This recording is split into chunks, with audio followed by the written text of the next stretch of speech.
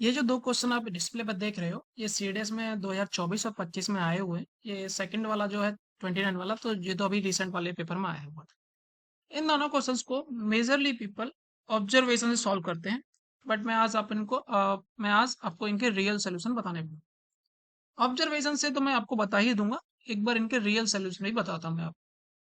ठीक है, तो देखते हैं। सबसे पहले हमें रियल सोल्यूशन जानने से पहले कुछ चीजें समझनी पड़ेगी। अगर मैं आपके सामने लिखता हूँ, अगर मैं 14 को 8 से डिवाइड करता हूँ और आपसे पूछूं रिमाइंडर कितना बचेगा, तो आप बताओगे 6 बचेगा। और हालांकि मैं इसको थोड़ा और सॉल्व कर लूं, जैसे कि 2 से डिवाइड कर देता हूं मैं इसको, तो ऊपर बचने वाला है 7, नीचे बचने वाला है 4। अब आपसे मैं पूछूं रिमाइंडर कितने होने वाला है 3।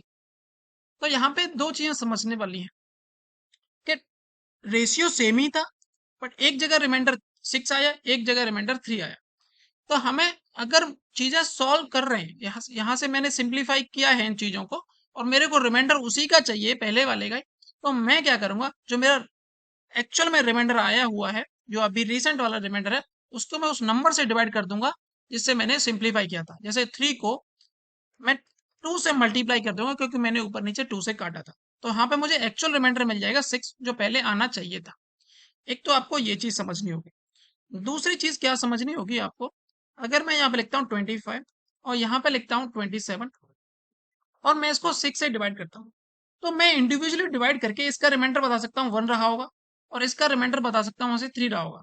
तो मैं इनको मल्टीप्लाई ना करके मैं इंडिविजुअली इनके रिमाइंडर निकाल लूंगा, और नेट रिमाइंडर निकालने के लिए दोनों रिमाइंडर का कर दूंगा मल्टीप्लाई, 1 into 3, यानी कि 3 रिमाइंडर आया होगा, इसको मल्टीप्लाई करके वन डिवाइड बाई 6, तो इसका रिमाइंडर 3 आया होगा। ये दो चीजें आपको समझनी थी।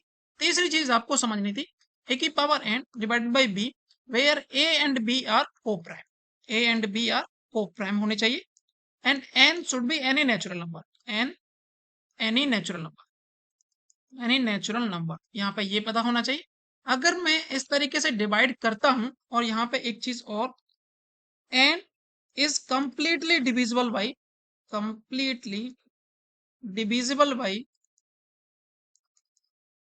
B, तो देन इस चीज का जो रिमाइंडर होगा वो डायरेक्टली बोल पाऊंगा मैं 1 रहा होगा। इसको यूलर रिमाइंडर थ्योरम बोलते हैं, यूलर रिमाइंडर थ्योरम।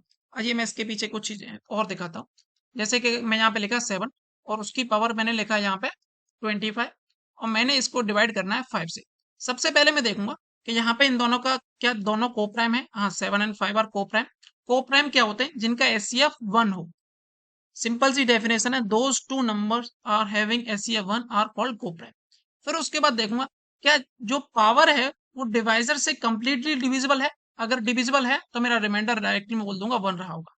अगर पावर कंप्लीटली डिविजिबल नहीं होती तो मैं क्या करता, अब यहाँ पे मैंने इसको डिवाइड किया, अगर मैं इसको लिख लेता हूँ 7 की पावर 25 into 7, तो बात तो एक ही है।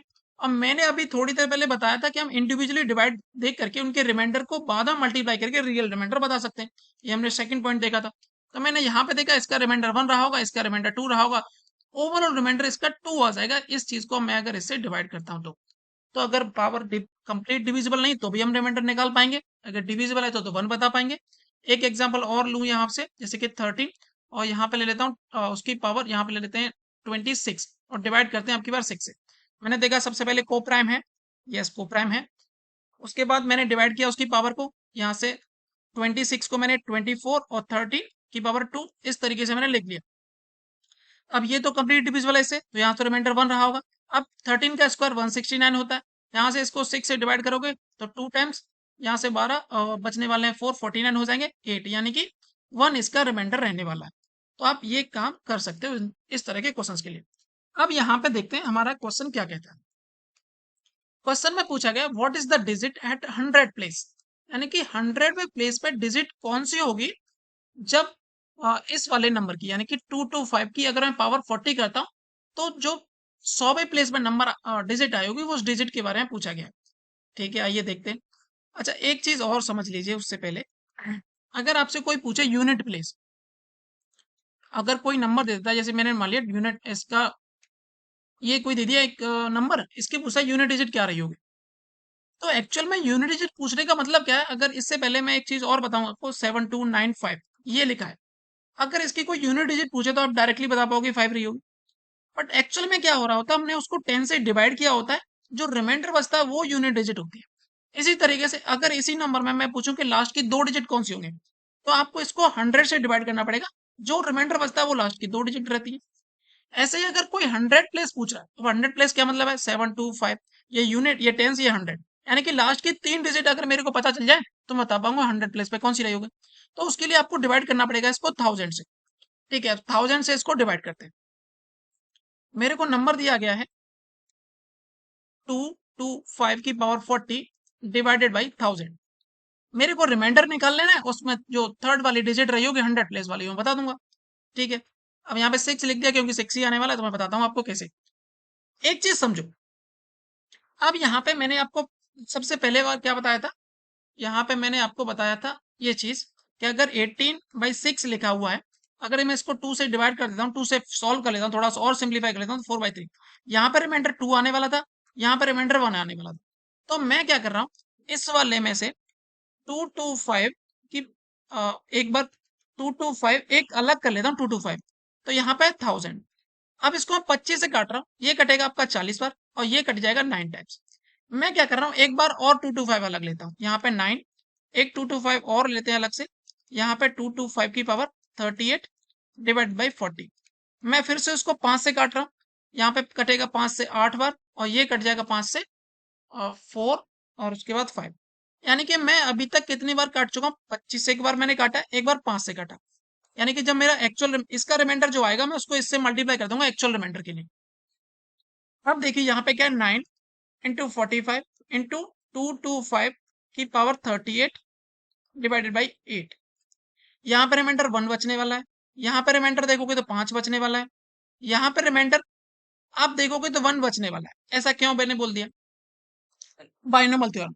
225 को 224 प्लस 1 लिखेंगे और उसकी पावर 38 डिवाइड बाई 8 करेंगे तो ये इससे कंप्लीटली कट जाएगा, तो 1 रिमाइंडर बचने वाला है। बाइनोमियल थ्योरम हम नेक्स्ट क्लास में सीखेंगे, या मैं बताता हूँ आपको, एक जस्ट इन क्विक देता हूँ। अगर आपको यहाँ पे 8 की पावर कुछ भी लिखा हो, 79 जैसे ले लेता हूँ, 7 से डिवाइड करना है, तो 8 को मैं लिखूंगा 7 प्लस 1, 7 प्लस 1 और उसकी पावर 79 डिवाइड बाई 7। अगर ये इससे कट जाता है तो यहाँ हमारा डायरेक्टली रिमाइंडर 1 आ जाता है। इसी तरीके से अगर यहाँ पे लिखा होता 9 की पावर 79 डिवाइड बाई 7, तो यहाँ पे मैं क्या करता है, इसको 7 प्लस 2 लिखता, उसकी पावर 79 है डिवाइड बाई 7, ये कट जाता, 2 की पावर 79/7, इसको अगेन सॉल्व करता, आगे और सॉल्व करता, वहां से रिमाइंडर मिलने वाला था मेरे को। तो इस तरीके से हम डायरेक्टली यूज कर सकते हैं बाइनोमियल थ्योरम का। अब यहां से देखो रिमाइंडर आ चुका है, इस वाले का रिमाइंडर आया है 5, और मैंने सिंप्लीफाई किससे किया था, 25 एक बार किया था, 5 से एक बार किया था, तो मेरा रियल रिमाइंडर क्या बचने वाला है, 5 इंटू 25, 625। तो मेरा 100 जो प्लेसमेंट नंबर रहने वाला है वो रहने वाला है 6। तो इस तरीके से ये प्रॉपर सोल्यूशन है, आप इसका मेरे को करके बताइएगा। इसको क्या करना है, 25 की पावर 10 डिवाइड बाई 1000 से डिवाइड करना है, उसके बाद आप रिमाइंडर निकालो, इसका भी आंसर 6 ही आने वाला है। अब इसका ऑब्जर्वेशनल तरीका क्या है, इसको मैं डायरेक्टली इसको ऑब्जर्व करता हूँ। यहाँ से आप ध्यान दीजिए, अगर आप 25 का स्क्वायर करते हैं तो यहाँ पे आपको 625 मिलने वाला। अगर आप 25 का पावर क्यूब करते हैं तो मैं क्या कर रहा हूँ, यहाँ से एक बार 25 का स्क्वायर कर रहा हूँ 625, और एक बार मल्टीप्लाई कर दे रहा हूँ 25 से। देखो अगेन लास्ट की जो 2 डिजिट है 25 अगेन वो 625, 25 का पावर आप कोई भी करोगे लास्ट में 3 डिजिट 625 ही आने वाली। तो इसलिए डायरेक्टली आंसर बोल देते हैं हम 6 रहा होगा, यहाँ भी डायरेक्टली आंसर 6 रहा होगा। इस तरीके से ऑब्जर्वेशन वाला भी तरीका है।